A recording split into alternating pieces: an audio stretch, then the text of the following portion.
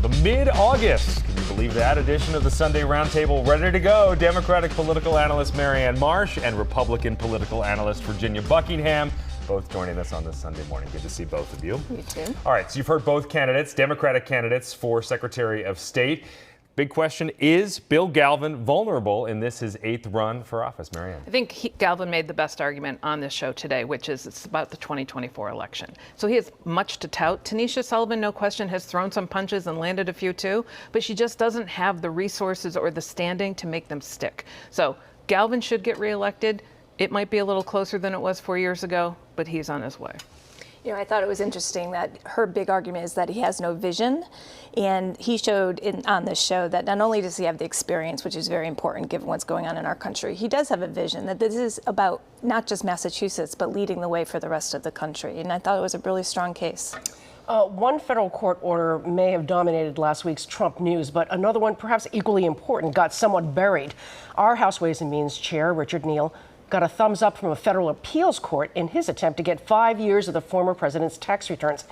In the long run, is this, or I should say in the short run, is this more promising for Democrats, Ginny? So I believe in the rule of law, as does Congressman Neal, and he followed it to make sure that it happened. However, I would say that there is a risk that Democrats once again will overreach and strengthen Trump's hand by making him a martyr. For example, why didn't Merrick Garland come out the day of that raid at Mar-a-Lago and explain exactly why it was happening?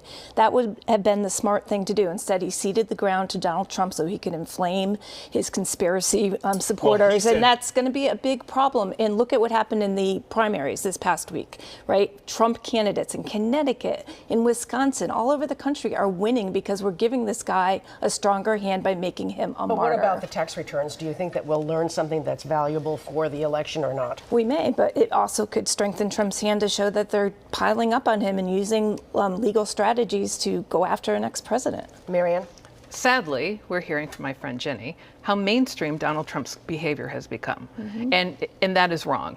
Our job is to fight against that if we want to keep our democracy and not capitulate to Donald Trump and treat him like an extra special somebody who is above the law. He is not. Merrick Garland was actually doing the things that didn't happen under Donald Trump when he ran the Department of Justice, which he should not have been running, or when Jim Comey was there either, okay? That's the problem here. So good on Merrick Garland. We'll talk about him later for doing that. But the reality here is Richie Neal going after his taxes and sticking with it is timely because guess who was in a New York court on Friday? Alan Weisselberg, the CFO of the Trump Organization. So we can't change our rules because a lawless traitor happened to sit in the White House for 4 years. We need to restore our laws, our order, and stay above it and keep our democracy. I want to follow up quickly, Ginny, because I do want to point out the Attorney General said in his press conference on Thursday the only reason that got divulged, the raid, was because Donald Trump revealed the details of it. If we know anything, we know that Donald Trump is going to stir the pot and enrage the country. We should know that in advance and do everything we can to calm it down. That is the responsibility of our leaders. They didn't do it this time. They did it too late,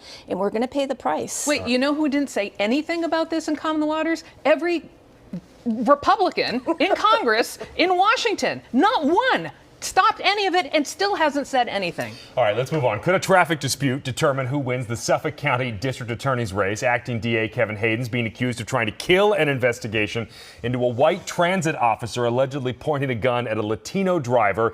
His opponent, Ricardo Arroyo, says that Hayden needs to resign.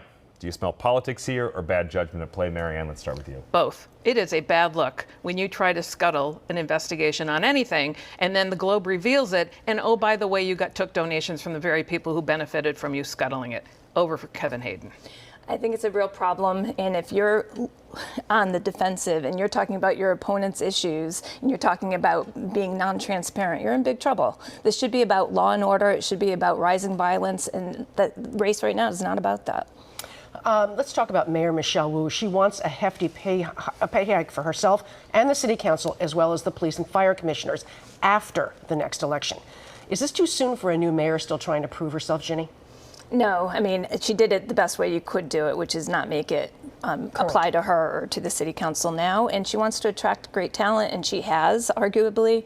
I think she handled it as best as you can handle these things. Is this one issue where you agree with Ginny? I do. I know, talked after about? the last exchange. Yes, very much so. Because Michelle Wu knows she needs certain people to get her agenda through. And that means she needs really good people. And you need better pay to keep them, attract them, and get better people on other posts.